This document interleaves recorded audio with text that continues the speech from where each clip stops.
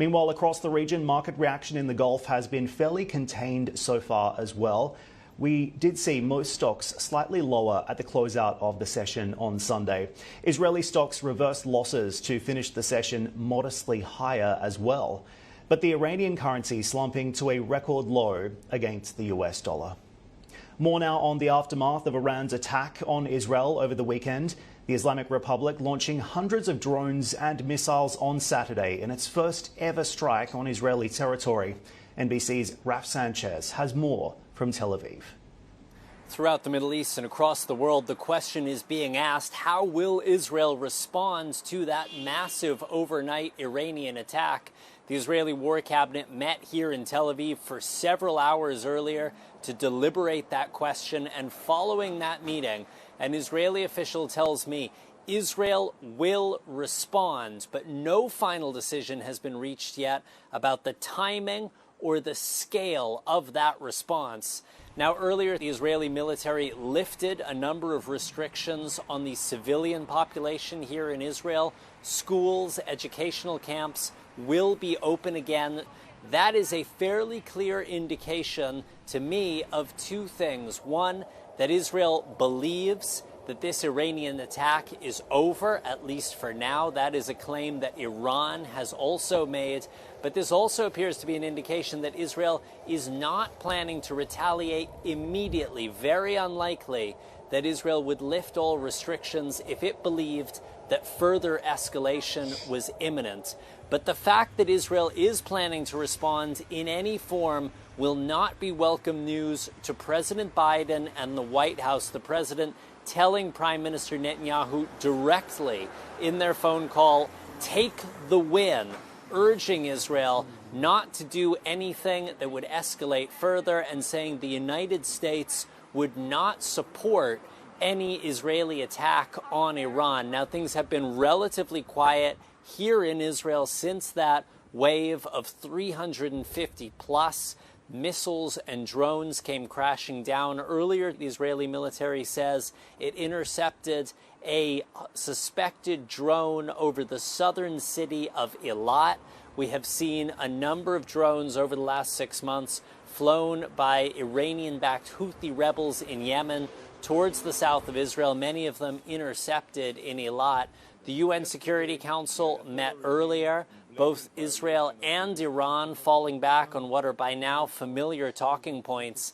Israel saying that they have been trying to raise awareness for the world of the threat that Iran poses for years. They say that this attack is just further evidence of that. Israel is not the boy who cried wolf. We have been screaming from the rooftops for years, trying to wake up the international community, but to no avail. The Iranian representative at the UN saying Iran was within its rights to respond to what it called that Israeli attack on its embassy in Damascus on April 1st, which killed 7 senior members of the Revolutionary Guard. This concluded action was necessary and proportionate.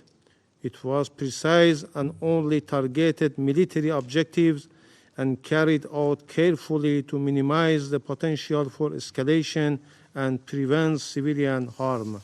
So across the regions, a wary calm as all eyes waiting to see how Israel will respond. Back to you. Raf Sanchez there. Meanwhile, Israel's President Isaac Herzog has spoken to Sky News. In the first interview we've seen from an Israeli official after Saturday's attack, he called this a declaration of war. This attack is just another example of how they operate for years and years, spreading havoc, terror, instability all over the world and especially in our region. And the United States says it will continue to help Israel defend itself, but it also wants to prevent hostilities in the Middle East from escalating into open warfare. President Joe Biden warning Israel's Prime Minister the US will not take part in any counteroffensive against Iran. Here's what the White House National Security spokesman John Kirby told NBC's Meet the Press. Whether and how the Israelis will respond, that's going to be up to them. We understand that and respect that. But the president's been very clear. We don't seek a war with Iran. We're not looking for escalation here. We will continue to help Israel defend itself. For more on this developing situation in the Middle East, we now turn to Hussein Ibish. He's a senior resident scholar at the Arab Gulf States Institute in Washington. He joins me live now. Hussein, thank you for joining me. You heard their officials telling NBC News that Israel will respond. The question now is how and when. How would you characterize the situation in the region right now, and how will Israel respond? I don't know how Israel will respond. The situation is very volatile, very dangerous, very unpredictable. Both Iran and Israel have escalated against each other and reached this stage, which gives them both an off-ramp. I mean, Israel's attack in Syria killed some really significant Quds Force Iranian commanders who were directing the regional network's support for Hamas in the war with Israel in Gaza, and also trying to strengthen Hezbollah in Lebanon in preparation for a potential Israeli attack on Lebanon. Now, I think the interesting thing is both sides could declare themselves winners. Israel got attacked, but they shot almost everything down. There are very few injuries and no deaths. And it was basically a failed attack.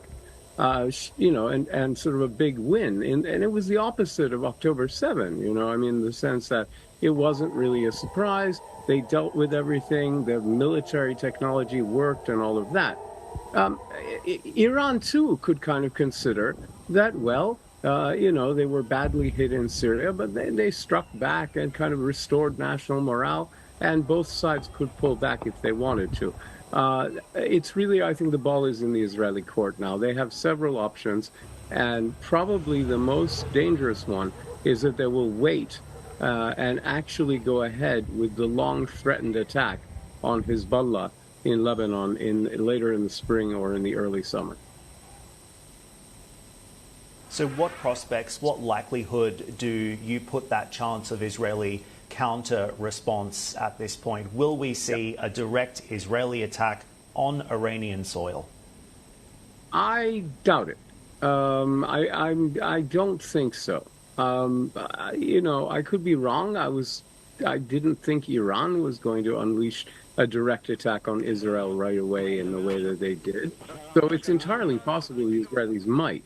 But I think it's more likely that Israel would either carry out some sort of operation in Iran that was, more targeted, more precise. It really hurt the Iranians to lose those senior commanders in Syria. So you might see an additional set of very pointed assassinations rather than something, theatrical that really causes damage. More likely, I think, the Israelis will sort of take this as a further declaration of war not just from Iran, but its regional network. And the biggest threat Israel faces is Hezbollah in Lebanon. And some Israelis, like the defense minister Yoav Gallant, have been pushing for a major Israeli attack on Lebanon since October 12th or 13th. President Biden keeps thwarting this by insisting that the U.S. would not support it and Israel would be on their own and all of that. But Israel now, I think, can potentially use this failed Iranian barrage as another rationalization for an attack against Hezbollah, as I said, later in the spring or in the early summer. They're either genuinely preparing for such an offensive, or they're doing a fantastic job of pretending to prepare for it. And the biggest irony here is that for President Biden, the whole policy in the Gaza war has been conflict containment. And the last thing he would want, literally the last thing he would want, would be an avoidable Israeli attack on Hezbollah. But it looks like we're getting closer and closer to that.